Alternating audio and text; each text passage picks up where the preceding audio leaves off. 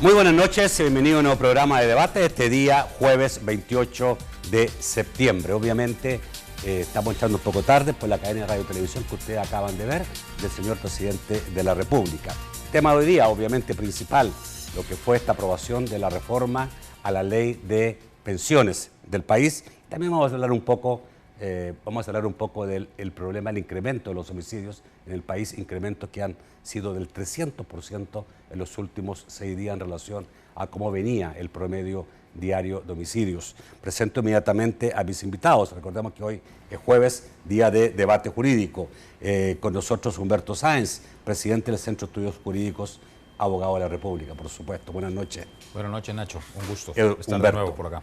Raúl García Mirón, directivo del Centro de Estudios y también abogado. Nacho, buenas noches, colegas. Buenas noches, Raúl. Un saludo a toda la teleaudiencia que nos concede su sintonía. Eduardo Escobar, abogado y miembro de Acción Ciudadana. Buenas noches. Buenas noches, Nacho. Eduardo. Siempre un gusto. Bueno, vamos a saludar rápidamente, antes de ver un poco lo que dijo la cadena del presidente, a la Central de Seguros y Fianzas, que hace posible este primer segmento de debate. Durante 30 años hemos consolidado nuestro liderazgo en fianzas. Somos expertos en seguro de personas, seguro de daños, fianza segura. Nuestro servicio es de calidad, ágil y oportuno. Alcancemos juntos nuestras metas, porque los salvadoreños no nos dejamos vencer. 3 décadas de desarrollo. La Central de Seguros y Fianzas. Por 30 años, su centro de confianza. En la recién terminada cadena, el presidente de la República calificó el acuerdo de anoche, que terminó a la 1:30 de la madrugada, en la Asamblea Legislativa, como un histórico acuerdo, que hay que recordar que él lo sancionó inmediatamente media hora después que hace presidencial. O sea, estaba despierto el presidente para ponerle la firma. Dijo que agradecía y felicitaba a todos los diputados, a los partidos políticos que habían logrado este acuerdo. Dijo que era un acuerdo en beneficio de los salvadoreños, porque protegía el ahorro. Interesante este término, que no lo está usando, digamos, la izquierda en el país. Y dijo que era un paso para alcanzar una reforma integral que garantice el retiro mínimo. No es retiro digno. Dijo, no es una reforma perfecta, pero es un paso que permitirá mejorar la solvencia económica del gobierno y también garantizar que el día de mañana existan mejores ahorros por parte de los trabajadores y mejor rentabilidad en sus cotizaciones. Eso dijo el presidente de la República. ¿Cómo han visto ustedes la reforma de pensiones? Iba a preguntarle a Eduardo, pero mejor empezamos contigo. Yo quizá Humberto. Entonces arrancaría por esto último que mencionó el presidente, Nacho, porque creo que es importante dejarlo completamente claro. Este es un esfuerzo que me parece que puede ser replicado en relación a otros problemas que tiene nuestro país, y esto hay que verlo con buenos ojos, porque sí considero que quizás de las pocas veces en que hemos visto las principales fuerzas políticas intentando resolver un problema coyuntural con bastante creatividad, rodeándose de asesores técnicos, que este es un problema muy técnico. En los últimos días, creería yo, porque antes, digamos, fue es muy probable que en los últimos darse días, peleas políticas y politiquería barata. Es muy probable que en los últimos días se haya intensificado, digamos, esta negociación que existió entre los partidos políticos y sus representantes, y eso yo creo que hay que rescatarlo, hay que señalarlo y hay que esperar que pueda, como te decía, replicarse en otros esfuerzos, por ejemplo, en temas de seguridad, que pudiéramos tener un esfuerzo parecido a esto, en donde no nos limitemos a las críticas, sino seamos un poco más proactivos en la búsqueda de soluciones. Eso creo que es bueno.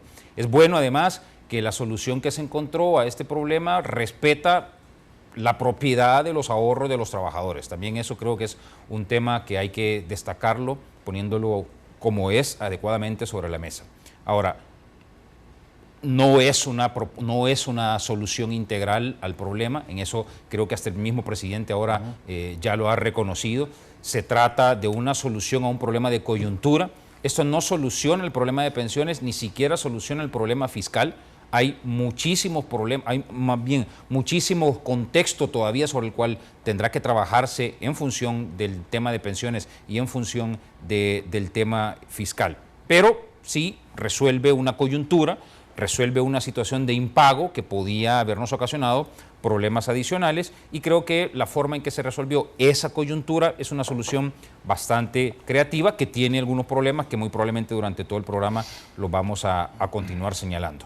Pero también me parece, sin perjuicio de esa felicitación que se extiende por el esfuerzo realizado en llegar a consensos, también me parece que hay que decir lo que no está bien hecho dentro de ese proceso, y estoy hablando simple y sencillamente en términos generales en este momento, y es: no podemos seguir viendo que este tipo de negociaciones que hoy terminaron en un acuerdo que está solucionando un problema, se sigan realizando en la forma que se han realizado. Porque, en efecto, en los últimos días, cuando ya se encerró la comisión ad hoc creada al efecto, lo hizo de manera poco transparente, bueno, nada transparente. Es decir, lo que se negoció ahí todavía no lo sabemos. Podemos especular un poco qué es lo que puede venir, sobre todo ahora que ya se anunció que el presupuesto general de la República está siendo presentado el día de mañana para el año 2018. Algo podemos especular alrededor de eso, pero no sabemos qué es lo que en efecto terminó negociándose de manera más macro, porque eso se hizo a espaldas de la ciudadanía. Y lo segundo, porque no quiero dejar ir esto, Nacho, que creo que es importante decírselo a los diputados, que lo entiendan de una vez por todas, es: todas las leyes, y sobre todo cuando se trata de una norma tan importante como esta, deben ser adecuadamente discutidas, adecuadamente deliberadas. No basta cumplir con el mero formalismo, con el mero ritual de llegar a leer a altas horas de la madrugada un decreto legislativo o un dictamen de una comisión. Esto, independientemente de la emergencia que existía, tiene que pasar por una verdadera discusión en las comisiones adecuadas y luego en el Pleno. En el Pleno debe generarse una verdadera discusión, y no es posible que todavía estemos acudiendo a prácticas como incorporar en las agendas de una asamblea legislativa puntos que no habían sido incorporados en un principio. Ahí hay errores de forma, puede ser, pero errores de forma importantes que podrían implicar vicios graves de inconstitucionalidad, no solo de este decreto, de cualquier otro decreto. Y nadie quiere que un problema como este, que ahora ha tenido una solución momentánea, pues vaya a caerse por un defecto de forma que puede ser grave y que puede tener vicios de inconstitucionalidad. Ok, yo voy a recordar por lo que tú dices que hoy día Noticiero Tele2 hizo una encuesta entre la gente en la calle preguntándole qué entendía de esto y no entendían nada. Pero muchos diputados tampoco entienden qué es lo que aprobaron. Ya he escuchado a algunos diputados hablar de que es problema de los medios. Los medios hicimos todo lo posible, muchísimos programas, muchísimas páginas, muchísima tinta se ha gastado en dar a conocer esto, pero hubo desinformadores tremendos. Y esos desinformadores que creaban confusión en los mismos políticos, señores. Sí, claro. Por el provecho que siempre quieren sacar, ¿no? Sí, sí, Nacho, yo quiero, bueno, retomar un poco las palabras de Humberto, pero las voy a matizar. No creo... Si no las diga iguales. Sí, no pero difiero en buen sentido en la esencia del mensaje que ha dado inicialmente Humberto. Yo sí puedo felicitar pues a los diputados que ayer, a fin de cuentas, en un nuevo madrugón, tuvieron casi 2 años para llegar a esto, pero al final tuvo que ser en la madrugada y precedido pues, de algunas encerronas poco transparentes, en la que al final se arribó al acuerdo. No me parece, y difiero, Humberto, que haya habido creatividad, me parece que ha habido necedad e intransigencia por parte de la posición del gobierno, en que estuvo manejando desde enero del 2016 una propuesta intransigente que quiso pues acomodar al lugar, imponerla, hasta que pues efectivamente los partidos políticos, la opinión pública y la sociedad civil la rechazaron de tal manera que tuvo que dar marcha atrás el gobierno. Entonces, yo no puedo felicitar del todo a los diputados, sí, porque ayer al final le dieron un alivio al país, porque no perdamos de vista que, si bien es cierto, nos estamos refiriendo al sistema de pensiones, a la base de todo esto, ¿qué es lo que está de inmediato? Que el 4 de octubre El Salvador no va a caer en un nuevo impago. Por lo tanto, lo que presionó a que estos diputados poco creativos llegaran, se encerraran y no salieran de ahí hasta que hubiese un acuerdo fue que el presupuesto hay que presentarlo el día de mañana. Y aprovecho para decir, qué deplorable lo que hace la Asamblea, que la Asamblea Legislativa, que es la que precisamente es la que aprobará el presupuesto que le presente el ministro de Hacienda por parte del Ejecutivo, desacata el mandato de la Sala de lo Constitucional y resulta que si bien reduce algunas partidas como la de seguro médico privado de 4.5 millones a 2.5, se incrementan las remuneraciones en 3.5 millones, de tal manera que su presupuesto ahora es $100,000 más alto que el del año pasado. No veo ninguna austeridad ahí y me parece que también pudo ser ese parte de las negociaciones que se dieron a la base de todo esto. Entonces, sí les reprocho a los diputados que hayan esperado, por un lado, la necedad y la intransigencia del partido de gobierno y del partido de FMLN en tratar de imponer una propuesta que al final no podía proceder, pero por otro lado tenemos en cuenta los partidos de oposición, y en este caso hay que decirlo, el más visible de todos estos, el partido de Arena, que esperó ¿hasta cuánto? Si hasta junio de este año, si no me equivoco, o julio, presentaron esta propuesta de los partidos de oposición, que era simple y sencillamente la propuesta de la Iniciativa Ciudadana para las Pensiones con algunas modificaciones. Es decir, esperaron casi 1 año y medio para reaccionar. Después de tanta negativa, hubo una reacción y una propuesta. Por supuesto, creo que al final el país es el que ha ganado, porque nos hemos librado de la catástrofe que hubiera significado un segundo impago. Después de ese segundo impago no nos prestarían ni los agiotistas al 100%. Creo que nuestros bonos y nuestros títulos caerían al nivel menos que la basura, y eso sí es un alivio, eso sí hay que celebrarlo. Pero el tema de las pensiones se mejoró relativamente.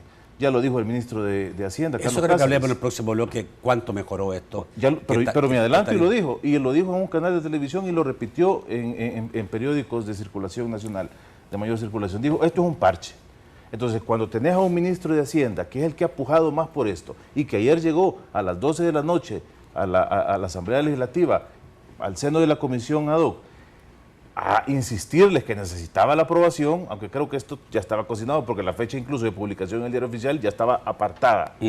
Entonces, ¿cuál era su preocupación? ¿En realidad son los trabajadores y en realidad es la pensión de los trabajadores? No, su preocupación era el inminente o aparente impago, porque hay quienes dicen que dinero había. Ok.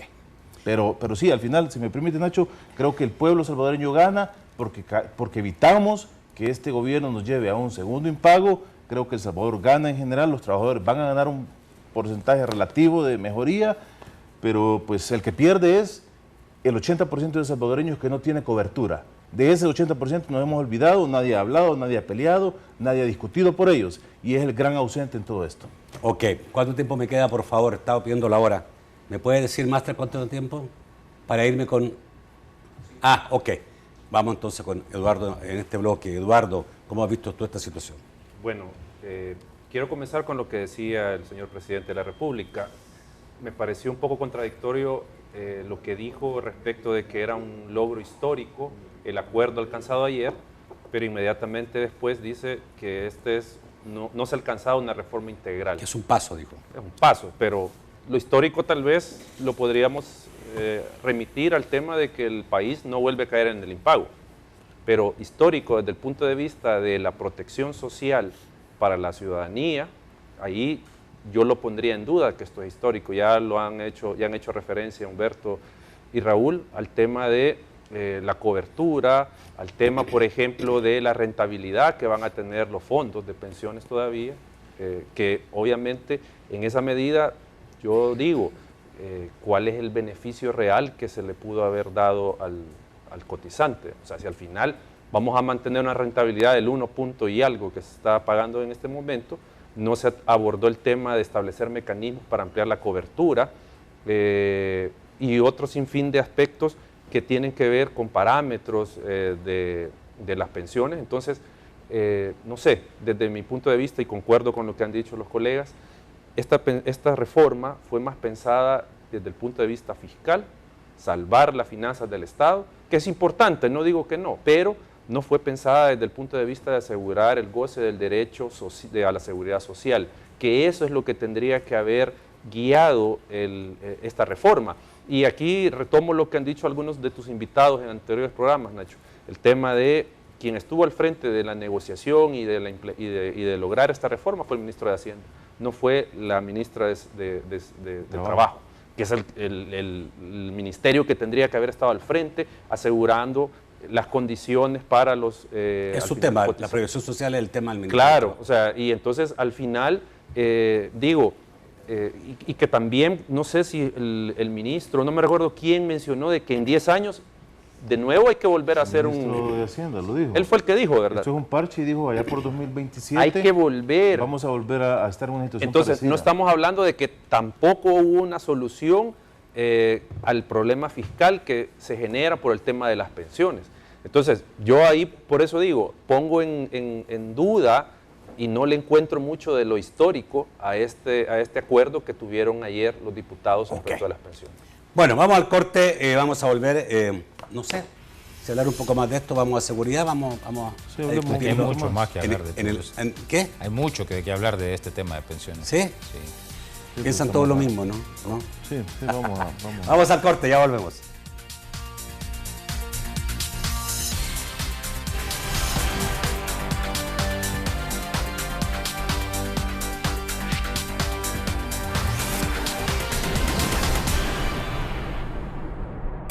En esta esquina, en medio de una reunión, enfrentando a la diarrea y al temible gas, Mr. Correcto.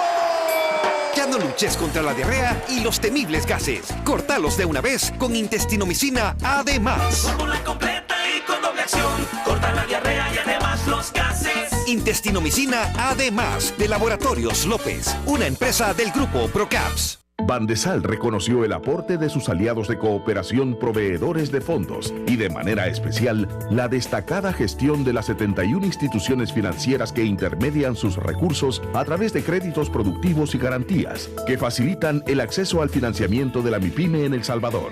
Les motivamos a profundizar su trabajo a favor de los sectores productivos y así crear oportunidades de desarrollo en todo el territorio nacional. Bandesal, el banco que transforma a El Salvador.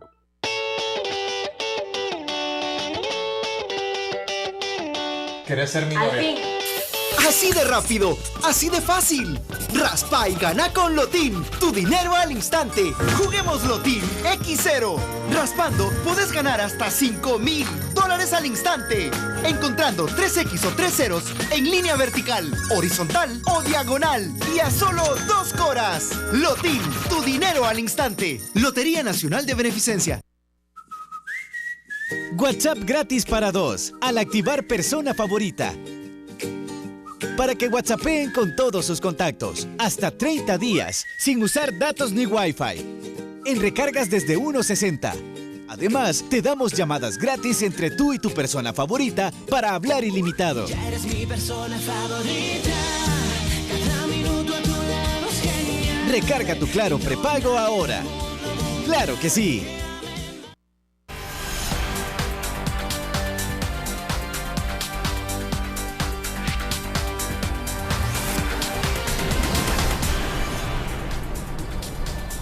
El segundo segmento de debate, gracias a Banco Agrícola. El Salvador nos llama a que sigamos creyendo en él. Es momento de escuchar a tu país. Te conozco desde siempre. Y a pesar de todo, nunca hemos hablado. Pero no puedo callar más. Soy El Salvador. Soy tu tierra. Puedo ser lo que tú quieras. Porque mi oportunidad eres tú. Con tu fuerza produzco. Con tu ingenio progreso. Solo necesito que sigas creyendo en mí. Bueno, ¿hay algo, Humberto, que tú crees que está muy mal y otro que está muy bien? Sí, hay cosas que creo que se hicieron bien, cosas que se hicieron mal, pero quiero usar 30 segundos solo para decir por qué pienso que fue una solución o una actitud creativa.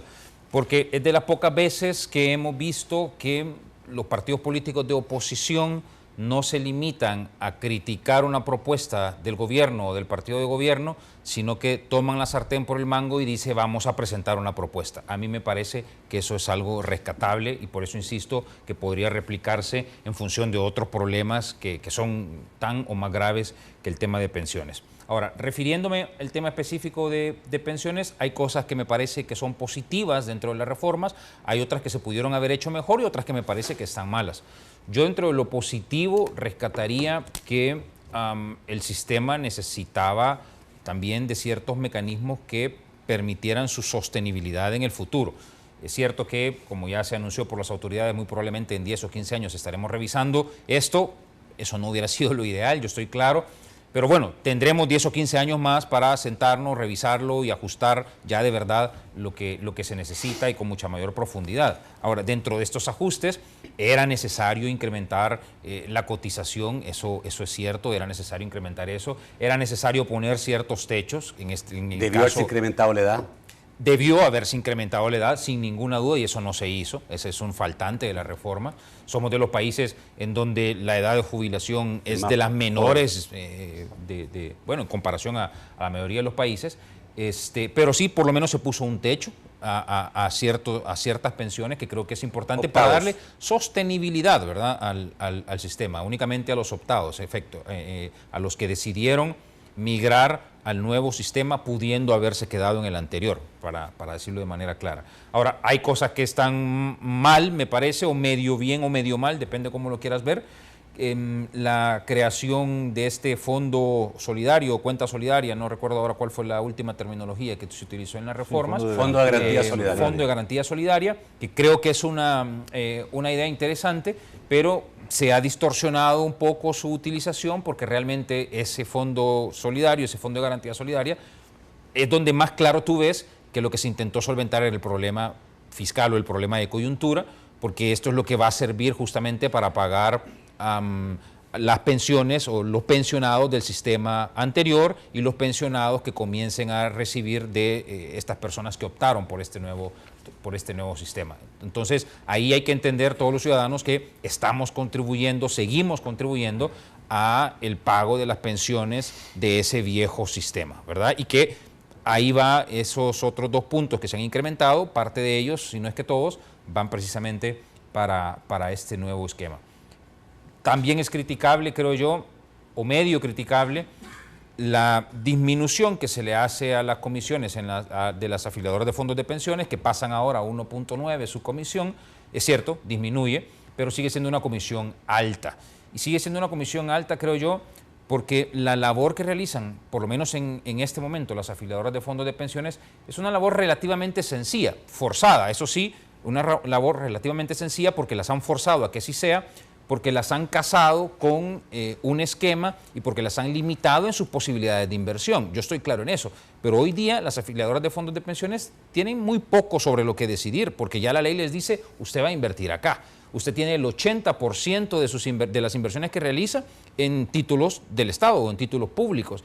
Y sobre lo demás, sobre el otro 20%, pues muy pocas opciones, porque el mercado salvadoreño es un mercado todavía muy primigenio, donde no hay alternativas.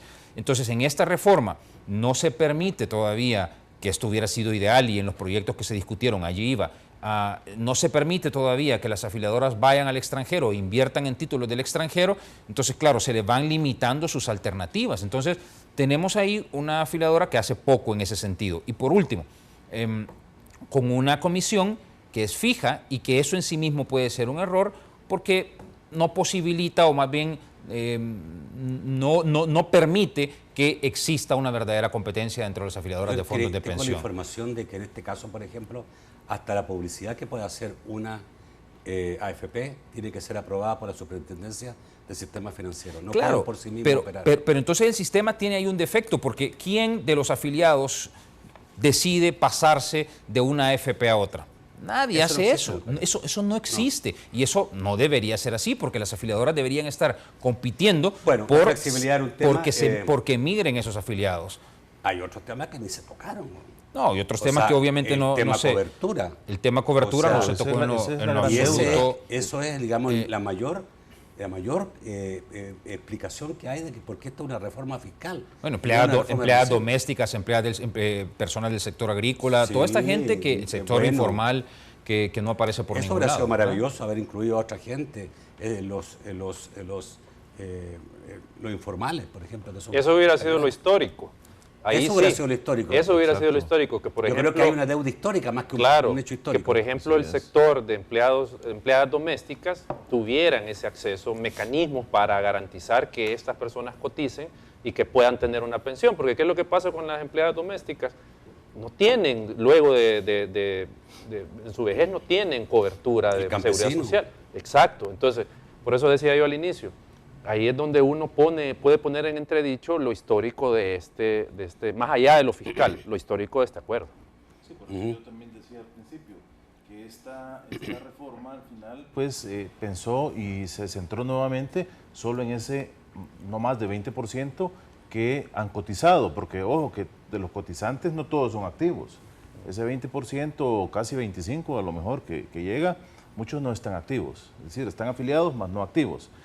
Entonces, sí, la gran deuda histórica es que se ha olvidado el Estado, y por esto me refiero al órgano ejecutivo y al legislativo, se han olvidado de ese 80% que no tiene ningún futuro para su vejez, no tiene asegurado ningún medio de vida.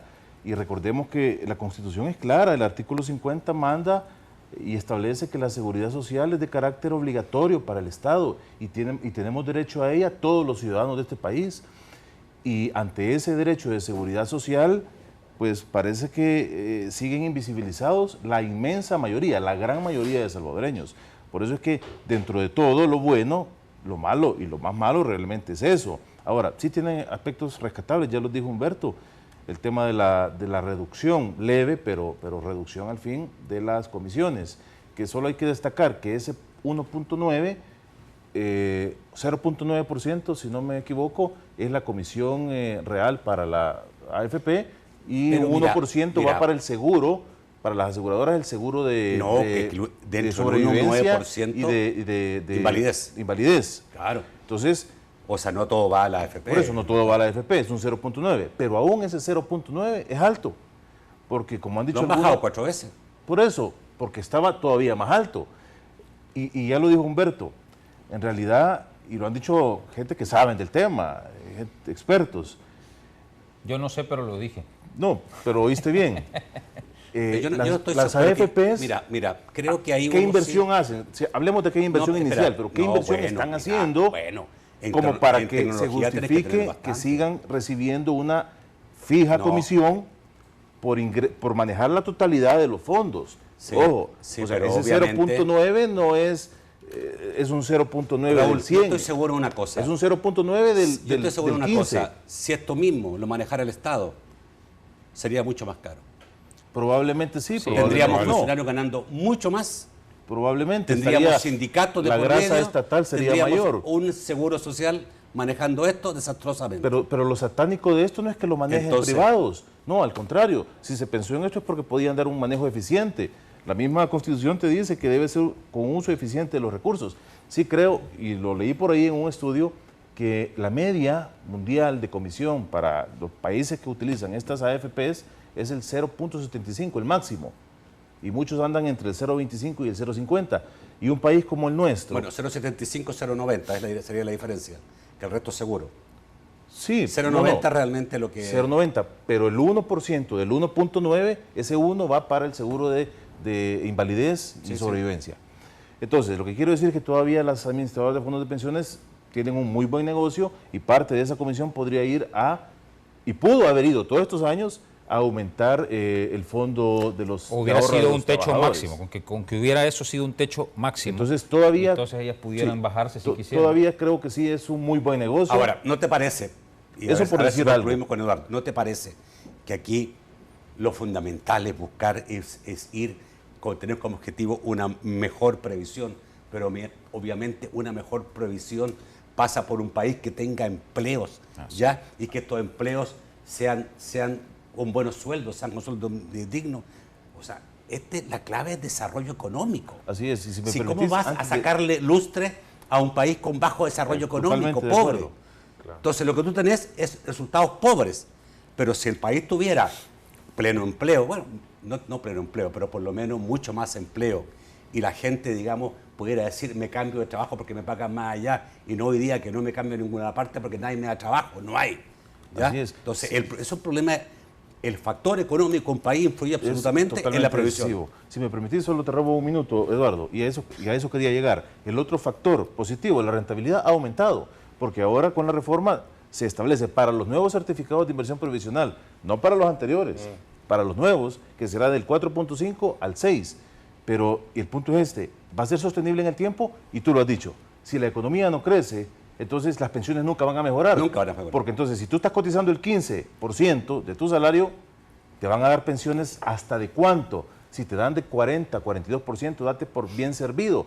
Si tuviésemos una economía que creciera, entonces a más y mejores empleos, más y mejores salarios, las cotizaciones aumentarían y los fondos precisamente crecerían y habría una mejor pensión. La economía es fundamental en este tema. Exactamente. Yo solo agregar algo, Sí. para el goce en cualquier estado de los derechos económicos y sociales, lo fundamental es, como usted lo ha mencionado, el tema del desarrollo económico.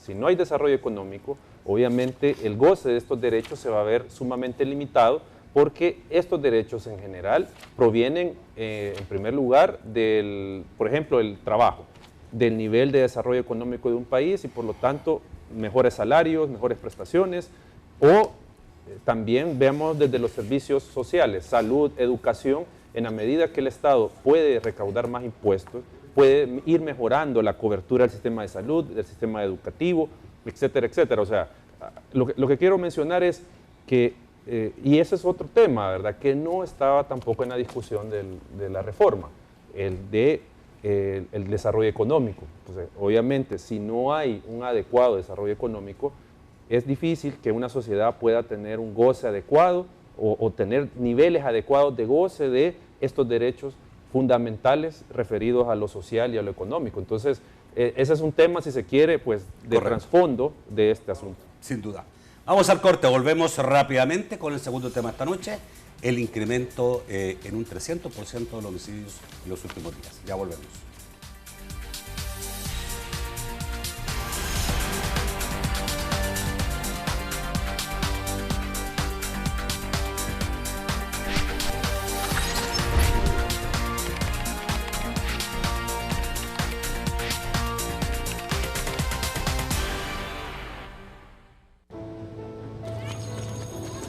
Hay cosas tan tuyas que son parte de ti.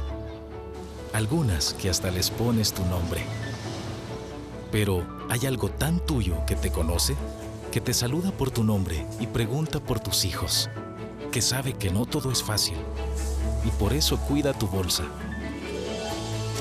Somos tan salvadoreños como tú. Por eso te conocemos tanto. Super Selectos, tu super. Santa Tecla nunca se detiene. Y para hacerla una ciudad próspera, primero la hicimos más segura. Le dimos ojos, agentes y vehículos 724 para que cada ciudadano pueda vivir tranquilo. Por eso, en la seguridad se nota el cambio. Estamos haciendo de Santa Tecla un lugar donde nadie quiera delinquir. Ayúdanos a lograrlo pagando tus tributos a tiempo. Santa Tecla, nuestras obras hablan. Cada dolor de cabeza es diferente.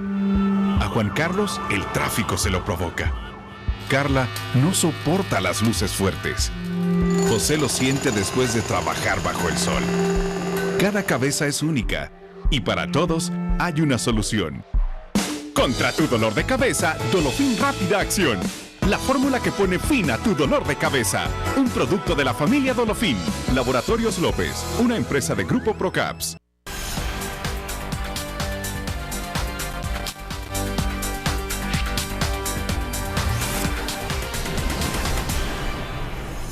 Tercer segmento de debate, gracias a Sistema Fedecrédito.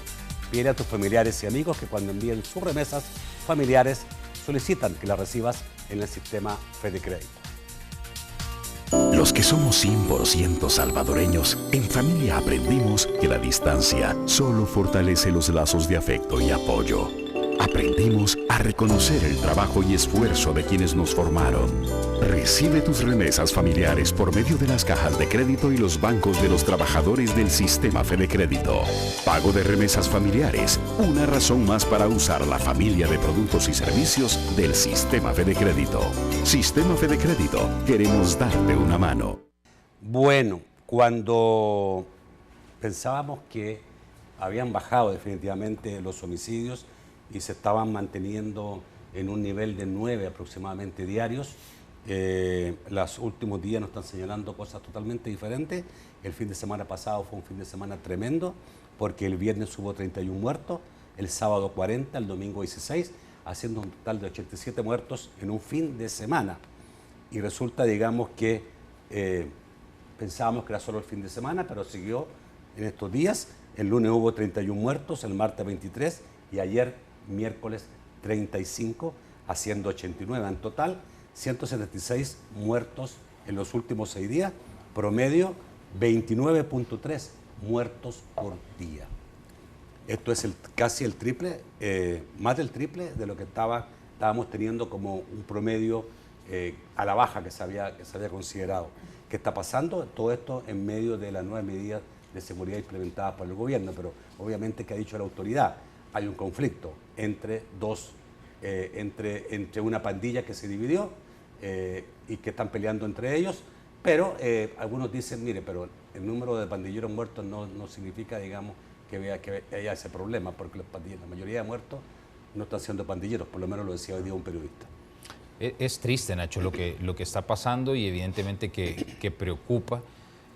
Primero porque seguimos escuchando la cantaleta gubernamental de que esto es una mera percepción y de manera, vaya, que espanta. Vemos cómo en los canales de comunicación oficiales también se trata de generar una impresión distinta a lo que en efecto está ocurriendo. Es penoso ver algunas comunicaciones, por ejemplo, en redes sociales, en donde se destacan estadísticas de municipios en donde no han existido homicidios, en donde no han existido muertes, y hacen caso omiso de aquellos municipios que están siendo en este momento más afectados por los altos índices delincuenciales.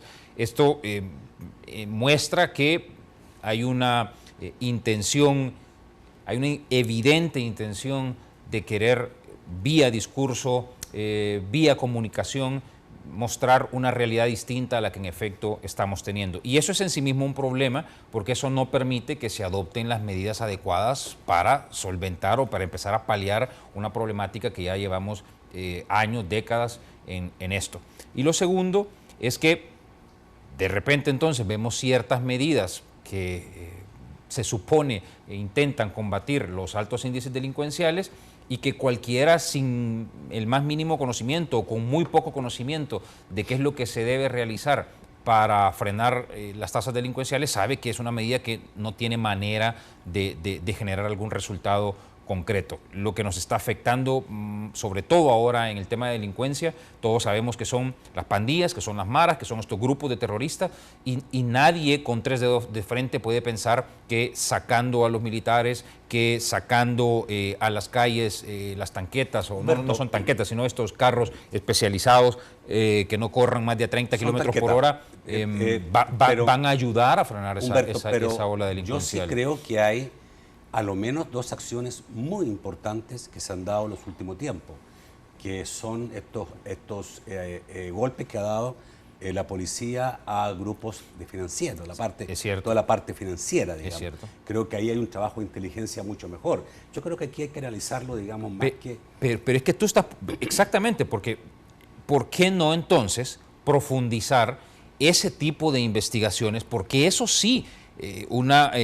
desbaratar, por ejemplo, la red de financiamiento que tienen estos delincuentes, eso sí le pega duro y frontal a la delincuencia, pero sacar los vehículos a las calles, poner estas tanquetas o carros blindados en Santa Elena, eso no tiene absolutamente ninguna contribución. Es más, es un gasto innecesario, es un desgaste de esfuerzos que bien podrían estarse canalizando en otros temas como el que tú señalas, el financiamiento de estos grupos delincuenciales.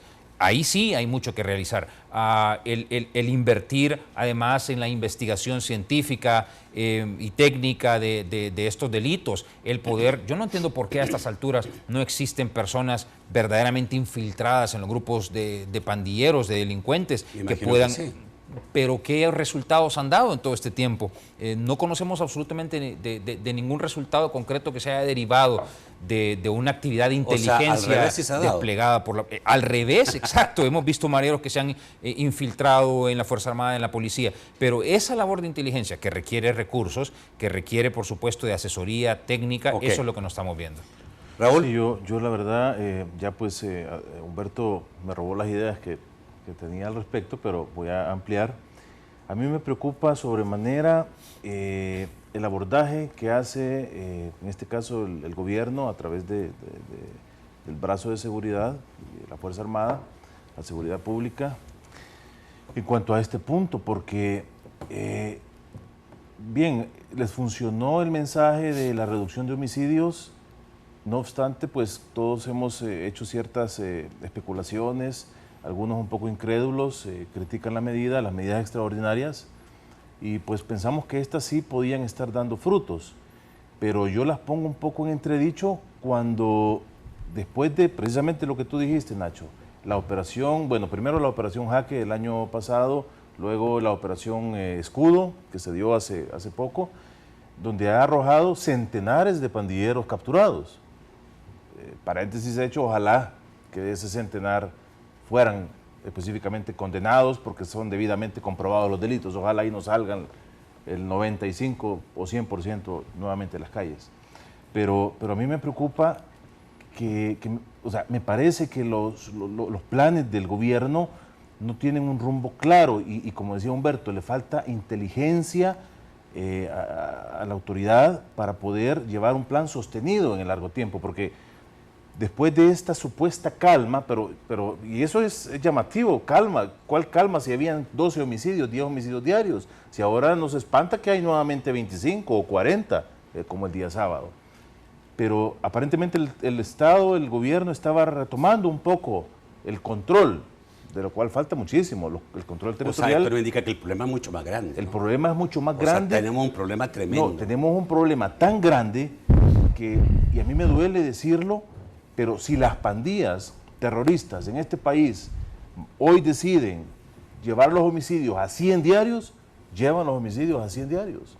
Y entonces la autoridad está respondiendo, está atacando los planes que previamente la delincuencia ejecuta. Entonces, ¿cuál es a largo plazo el plan de seguridad? El Salvador Seguro, yo veo que no funciona, porque que tengamos 189 homicidios en una semana, donde con esto las pandillas le dicen al gobierno, le miden el pulso y le doblan el brazo, porque la hacen quedar en ridículo, hacen quedar al gobierno, a la autoridad en ridículo. Saca estos camiones blindados, saca estas tanquetas parqueadas en zonas donde por ahí sí hay asaltos, pero ahí no hay enfrentamientos. Okay. ¿Por qué no se fueron a la Campanera? ¿Por qué no están en las zonas rurales donde hay masacres a diario? ¿Por qué ese efecto disuasivo? Si lo que hace es asustar a la gente común y corriente que circulamos por esas calles. Supuestamente se está tratando de disuadir en zonas más conglomeradas de San Salvador. No, pero esas tanquetas se necesitan en bosques de Prusia, Nacho. Por ahí, esas se necesitan en los Conacastes, en La Coruña, ahí se necesitan esas tanquetas. Entonces, ¿cuál es el mensaje?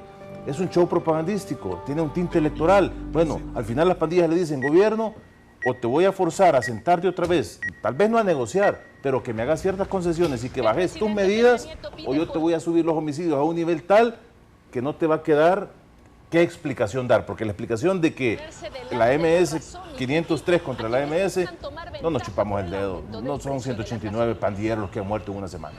Okay. Yo, sobre este tema de seguridad, quiero mencionar dos aspectos. Uno, que me preocupa el hecho de que no se esté atacando la raíz del problema en el tema de la delincuencia, de las pandillas y todo esto. ¿Y cuál es? Son dos cosas desde mi punto de vista. El primero, la cultura de la violencia que tenemos instalada en el país. O sea, hay una cultura de la violencia que está ampliamente investigada y documentada, que obviamente esto implica un cambio cultural que no estamos viendo, que no vemos una política o que las políticas que pueden haber no son suficientes para hacer ese cambio en esta cultura de la violencia, porque hay mucho de esto abajo de esta situación de pandillas y de la delincuencia que estamos viendo. Y el segundo aspecto que creo yo que tampoco se está trabajando es en cambiar sustancialmente las condiciones sociales que posibilitan la delincuencia. Es decir, tenemos familias que no tienen los mínimos... Perdona, Eduardo, pero eso no es lo que está causando que hoy por hoy tengamos en una semana 189 homicidios. Yo te entiendo, y es la parte de la parte estructural, la parte social. ¿Qué es lo más fácil? ¿Qué es lo más fácil? Hablar de poner más policías, etcétera, pero el meollo del asunto es estas causas estructurales de la violencia y de la delincuencia, claro, pero no se está haciendo nada. O sea, si se hubiese atacado el problema al firmar los acuerdos de paz, el problema del surgimiento de pandillas, no lo tuviéramos ahorita. Pero ¿qué pasó? No se hizo nada, se dejó que la cosa se degenerara y tenemos esta situación. Entonces, por eso digo, ese es un tema. Y lo otro, se va a presentar mañana el presupuesto. Esperaríamos que en el presupuesto haya una redistribución y un enfoque a fortalecer la institucionalidad que está involucrada con el combate al crimen y a todo este tipo de hechos. Es decir, recursos para la Fiscalía, que entiendo yo que le iban a... Si no le quieren dar... No le iban a dar o no sé cuánto, no me acuerdo. Exacto. La policía equipada. No podemos tener al brazo, como tú lo decías hace un momento, armado, que es el que va a defender a la población, con las condiciones precarias en muchos lugares donde están asentados. Entonces, igual implica presupuesto para el órgano judicial, no digo más, pero al menos otra forma de invertir el dinero para depurar a los jueces que pueden estar aupando a la delincuencia. Entonces digo, no se está trabajando lo estructural y esperaríamos que al menos en este presupuesto haya una definición, si se quiere, de fondos para fortalecer estos esfuerzos que se están haciendo, que ya ustedes mencionaban, estos golpes financieros para desarticular a las pandillas, por ejemplo. Pero no sé si, obviamente hay que tener en cuenta el problema fiscal, pero no sé si el presupuesto que se presenta mañana lleva este reenfoque de fortalecer estas instituciones con presupuesto para que mejoren su actuación. Bueno, debería, por lo menos la sala se lo y la estableció contribución así especial para la claramente. seguridad, 1 millón es para reequipar escuelas que lo necesitan. Pero esa contribución especial para la seguridad no es para las escuelas. Para eso está el presupuesto que se le debe asignar a la cartera respectiva del presupuesto general. El error está cuando se aprobó esto, que era para seguridad. Y para seguridad puede ser todo. Sí, hasta que se le caiga una no, pero a menos que sea desde el punto de vista de una puerta tan abierta. Debe haber sido para represión del delito. Prevención y represión. Pues, no, porque prevención entra en un tema tremendamente amplio. Claro. No te alcanza. Pero por eso es prevención y educación, prevención y trabajo, todo. No, pero debió haberse hecho exactamente para represión del delito. Es que, Nacho, perdón, solo quiero mencionar No estoy algo. diciendo con eso que no se necesite es que prevención. En la coyuntura ese debe ser otro presupuesto. En la Es coyuntura que actual, la ¿saben represión qué? Yo es siempre hago este símil. necesaria. El Salvador es un chorro que está abierto y ¿qué es lo que cae? El agua que cae es la delincuencia. Entonces, ¿qué es lo que hacemos? Ponemos un balde, un huacal para agarrar esa delincuencia, pero cuando eso se rebalsa, lo que hacemos es botar esa agua y volverlo a llenar, pero no cerramos el chorro. Eso, y lo que yo mencionaba hace un punto, el tema estructural nos va a hacer cerrar ese chorro de delincuencia. Por eso, si no, pero hoy por hoy hay que parar esta matanza. A ver si agarran esa metáfora que tú hiciste, digamos, para que puedan entender el problema de la seguridad en el país. Para mí ese es el problema. Vamos al corte, volvemos rápidamente con sus comentarios y sus preguntas.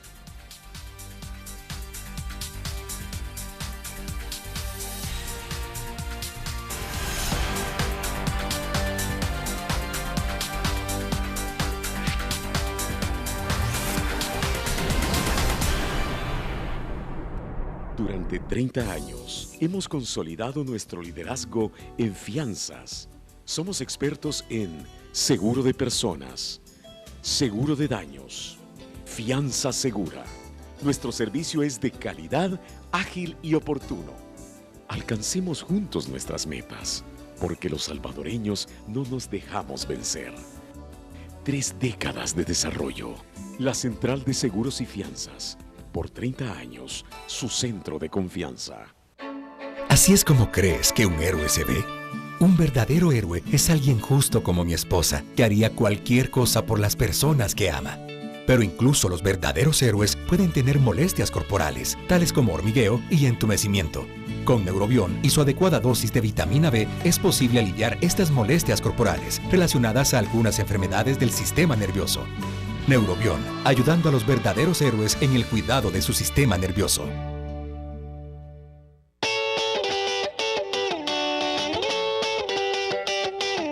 ¿Querés ser mi novia? Así de rápido, así de fácil. Raspa y gana con Lotín. Tu dinero al instante. Juguemos Lotín X0. Raspando, puedes ganar hasta $5,000 al instante. Encontrando 3X o 3 ceros en línea vertical, horizontal o diagonal. Y a solo 2 coras. Lotín, tu dinero al instante. Lotería Nacional de Beneficencia.